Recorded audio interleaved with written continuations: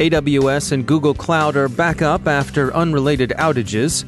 A German automation tool manufacturer discloses a ransomware infestation. Mobile malware in the spy's toolkit. The FBI's Protection Voices share election security information.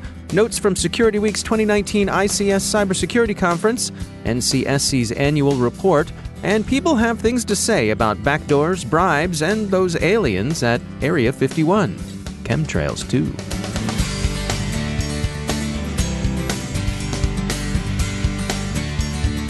And now a word from our sponsor, ExtraHop, delivering cloud-native network detection and response for the hybrid enterprise. The cloud helps your organization move fast, but hybrid isn't easy. Most cloud threats fall on customers to resolve, and prevention-based security wasn't designed for the modern attack surface. That's why Gartner predicts that 60% of enterprise security budgets will go towards detection and response in 2020. ExtraHop RevealX Cloud is the only SaaS-based network detection and response solution for AWS with complete visibility, real-time threat detection, and automated response powered by cloud-scale machine learning. Request your 30-day free trial of RevealX Cloud at extrahop.com/trial. That's extrahop.com/trial. And we thank ExtraHop for sponsoring our show. Funding for this CyberWire podcast is made possible in part by McAfee, security built by the power of harnessing 1 billion threat sensors from device to cloud, intelligence that enables you to respond to your environment, and insights that empower you to change it. McAfee, the device-to-cloud cybersecurity company. Go to mcafee.com/insights. From the CyberWire studios at Data Tribe, I'm Dave Bittner with your CyberWire summary for Thursday, October 24th, 2019. Amazon Web Services sustained a distributed denial-of-service attack yesterday that affected AWS for some 8 hours. Google Cloud also encountered difficulties on Tuesday. Computer Business Review says there are no indications the two incidents were connected. Both AWS and Google Cloud Services report they've now returned to normal operations. Pilz GmbH, an automation tool manufacturer with headquarters in Germany, has disclosed that it continues to recover from a ransomware incident that began on October 13th. ZDNet says the ransomware was Bitpaymer, with business but not production systems affected. The effects are being felt across Pilz's international offices. BlackBerry Cylance's threat vector has an account of how mobile malware has assumed an important position in the cyber espionage space. Several nation-states actively engage in this form of spying, and the researchers emphasize that this is neither a novelty nor a niche effort, quote, but a long-standing part of a cross-platform strategy integrated with traditional desktop malware in diverse ways across the geopolitical sphere, end quote. Beijing, Hanoi, Pyongyang, and Tehran have been particularly active against both Android and iOS targets, and they all show a troubling degree of sophistication. Many of these efforts have their origins in highly targeted work against specific targets, and many of those targets are domestic.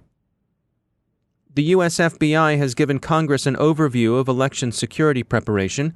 The Bureau is doing the sort of investigative work one would expect of it. It's also got some new initiatives for sharing information, notably Protected Voices, a series of videos that addresses election threats and risks. Security Week's 2019 ICS Cybersecurity Conference began its final day this morning with a discussion on the convergence of safety and cybersecurity. Dale Maloney, OT leader of Honda of America, brought a manufacturer's perspective. Ben Sterling, Vistra Energy's lead, Generation Cybersecurity, contributed a view from the energy sector. It's a developing system, and as Maloney pointed out, we still tend to rely on dragon slayers. He asked the community to think through education that can take personnel from zero to hero. Sterling thinks education has to approach cybersecurity from both sides, bringing control engineers to an understanding of IT security and IT personnel to an understanding of controls. Quote, you have to approach the problem from both sides of the coin, end quote. Senior leaders in manufacturing companies are interested in consistent plant stability and a reliable product, and that's how they need to be approached on matters involving cybersecurity. 4 interesting side observations were made on safety in cybersecurity. First, the panelists have found it useful to get their control engineers' certifications, because those were important to establishing credibility with the IT side. Second, they find it more difficult to get the IT types oriented to and familiar with control engineering than they do familiarizing the control engineers with IT because, quote, the IT types don't like it. They're used to air conditioning. There was much laughter at this second observation, which suggests control engineers were heavily represented in the audience. Third, the IT types need to find your stuff cool. If they can be induced to take an innate interest in the control engineering space, you've got a much better chance of working together effectively. And fourth, thinking in terms of safety as driving defensive priorities can be foreign to cybersecurity personnel who came up through the IT ranks. Bear this in mind when familiarizing them with plant controls. A presentation on smart cities and specifically on how IT and OT join forces to defend them drew attention to another cultural gap the speaker perceived between two communities. Trend Micro's William J. Malik is skeptical about assuming that convergence happens in this sector. Instead, he sees the evolution of hybrid forms. He also sees the IT and OT communities as having very different assumptions about the longevity of systems. Architectural decisions we take today can have significant consequences decades hence, and in Malik's view, the IT community is not yet comfortable thinking in those terms. We'll wrap up our coverage of Security Week's 2019 ICS Cybersecurity Conference tomorrow. We found the conference interesting as always, and our thanks to Security Week for inviting us to Atlanta.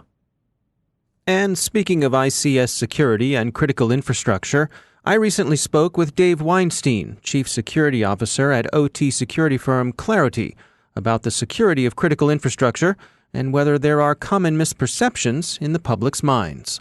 Most of what we read about and think about with respect to cyber threats to critical infrastructure involve the electric grid, right? And indeed, those threats are real. The electric grid is vulnerable in some respects to some of the most sophisticated nation-state cyber actors that are out there. But at the same time, it's actually a pretty resilient infrastructure, at least here in the United States.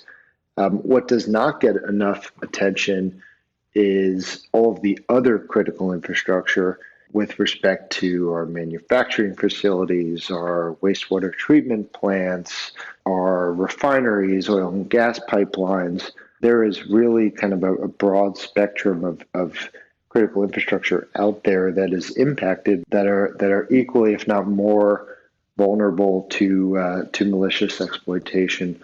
There's a lot more out there other than the electrical grid. The IoT phenomenon, or the Industrial Internet of Things phenomenon, IIoT, is introducing more and more opportunities for actors to gain and maintain access that just weren't there years, 1, 2, 3, 4 years ago. When you consider the security of our critical infrastructure from a national point of view, how much of the responsibility for the upgrades, for the maintenance, for the security comes from the operators themselves, and how much comes from the federal government? As somebody who spent a fair amount of time with the federal government as well as the state government, I can say with pretty high confidence that the onus or the majority of the responsibility resides with the owners and operators of the networks. And that's largely a factor of the degree of private ownership of our critical infrastructure in the United States, right? With 85 to 90% of our critical infrastructure residing in private hands, owned and operated by private companies, the government is just limited in terms of their capacity and authority, quite frankly, to protect these systems. Now, there's well-documented opportunities for collaboration and public-private partnerships, but I think it's fair to say that the asset owners and operators themselves have to take responsibility for this function. And quite frankly, from my vantage point, it seems as though they are. Especially over the past couple of years, there has been a skyrocketing awareness of the problem, of the risk. I've found that organizations are really taking ownership of this. as opposed to waiting around for the federal government to provide a solution to them. That's Dave Weinstein from Clarity. The UK's National Cybersecurity Centre, a GCHQ unit, has released its 2019 annual report. The NCSC says it handled 658 cyber incidents over the past 12 months. The most attacked sectors were, in order, government, universities, technology companies, and managed service providers, with healthcare and transportation sharing fifth place in a dead heat. The report's tone is modestly proud and customer-friendly, featuring easily grasped case studies in the explanatory framework it offers. NCSC has, since its inception, significantly been a public-facing organization. In the U.S., one sees NSA's new Cybersecurity Directorate assuming a similar role. It's not a precise counterpart. The Cybersecurity Directorate remains, as we've been told at Fort Meade, a combat support organization. But its recent public advisories suggest that it's on its way to assuming, in partnership with Homeland Security's CISA, a role similar to the one NCSC has had in the United Kingdom. In what's presumably not an admission against interest, Huawei's global cybersecurity and privacy officer tells ZDNet that, it's probably easier to bribe a telco executive than it is to backdoor equipment. So, don't sweat the back doors. And finally, newsflash and stop the presses. Edward Snowden's memoir Permanent Record is out, and while flacking his book on the Joe Rogan Show, Mr. Snowden told Mr. Rogan that during Mr. Snowden's time working at the CIA, Mr. Snowden poked around to see whether the U.S. government was in contact with space aliens, was lacing the sky with chemtrails, and so on. There's nothing to it, he says, so you can take that to the bank. Or so he'd have you believe. No alien contact, no chemtrails, and he says trust him. If there were, he'd know, and he'd give it to you straight. Well, Art Bell, thou shouldst be living at this hour. Who knew Ed Snowden would practically out himself as an Air Force stooge? Head in the sand, sheeple. At least there's no debunking of Bigfoot. And remember, the truth is out there.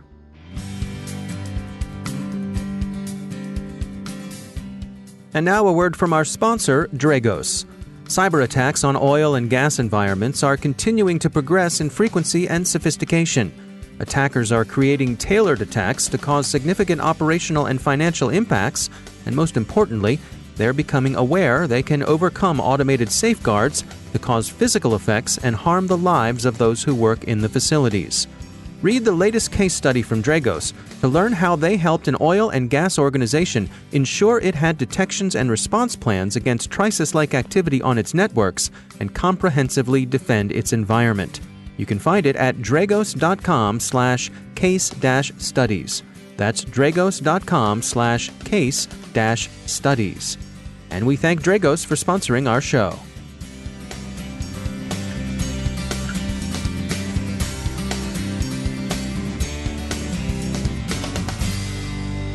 And joining me once again is Craig Williams. He's the head of Talos Outreach at Cisco. Craig, it's great to have you back. You and I have spoken about Emotet before, and you all recently posted a blog post about how Emotet is back after maybe taking the summer off. What's going on here? Yeah, so Emotet is really interesting. I didn't realize this until Jason and Bill and Colin put the blog post together. Emotet's graduated. Emotet is off to college. It has been 5 years since we discovered Emotet wandering around the internet. So that's kind of amazing. You don't normally see banking Trojans still out there chugging along after 5 years.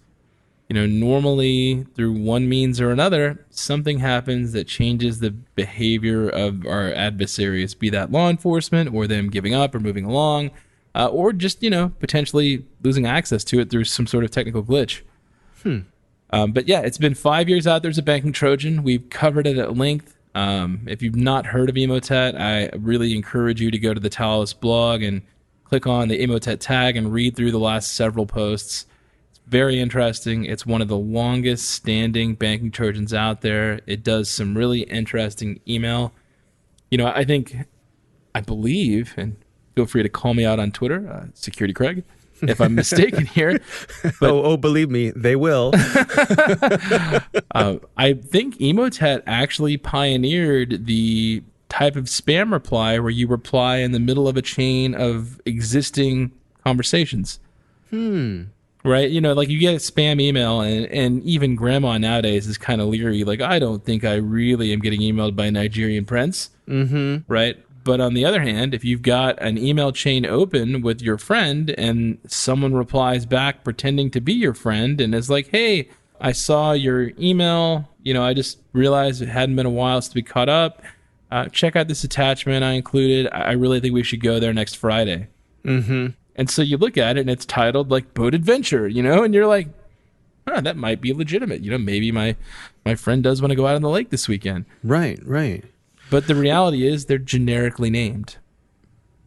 Now, why do you suppose Emotet has lasted this long? What makes it different from other campaigns that have come and gone? I think it's a combination of ingenuity and the fact that the attackers seem to be meticulous. They don't make a ton of blatant errors, and they don't seem to rush things. They seem very patient. And I think when you look at the types of malware campaigns that tend to succeed, it's one where the attackers are fairly patient, right? They take long breaks. They let the trail go cold. They pick it back up when they're ready, and they continue their campaign. And every now and then they innovate and change things up a little bit. So we're dealing with professionals here. Yeah, I believe so. If you look back at this particular one, it was after some credential thefts, and we actually saw a massive number of runs in our Threat Grid product. If you're not a Cisco customer, Threat Grid is basically our sandbox. And as we're looking at malware samples, we obviously don't detonate everything in the sandbox. That's super expensive, and it's the most resource intensive for us. But we do detonate samples every now and then because we need to see how things are being run. And, over the last year or so, we've seen tens of thousands of Emotet runs.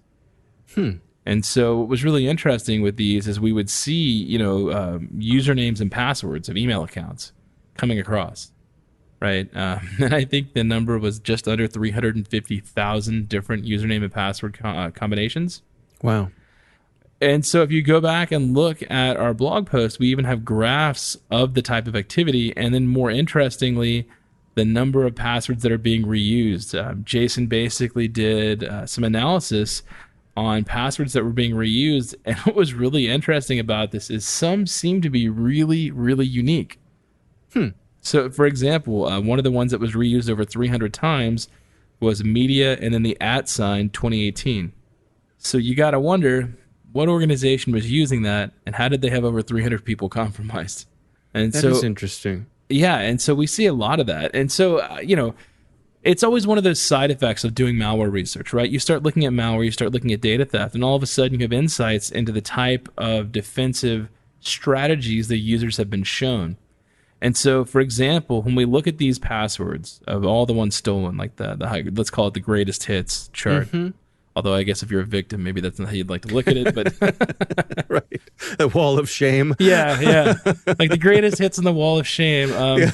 Yeah, you'll notice most of them tend to involve a sequence of numbers, and so I think that's fascinating because that means even the highest offending victims these days appear to at least have knowledge about password training. Right? Their passwords are words, a symbol, and then numbers. And we see that multiple times. Now, what's really interesting is several of the times, it's the same symbol and sequence of numbers. So it's like, some word, the @ and then 1, 2, 3, right? And we see that over and over and over again. So what that means, I think, is a lot of people are having password training. The problem is the password training has got room for improvement. Yeah. When you train your users, it's important that you highlight the fact that, look, you need to look at a password manager. Let those passwords be randomly generated. Yes. Human brains are not made to remember this type of thing. And if you do need to remember a password, perhaps don't use 1, 2, 3 in the @ sign. Maybe go for something a little more creative. Well, the blog post is Emotet is back after a summer break. It's a nice little brush up on the latest on Emotet. Craig Williams, thanks for joining us. Thank you.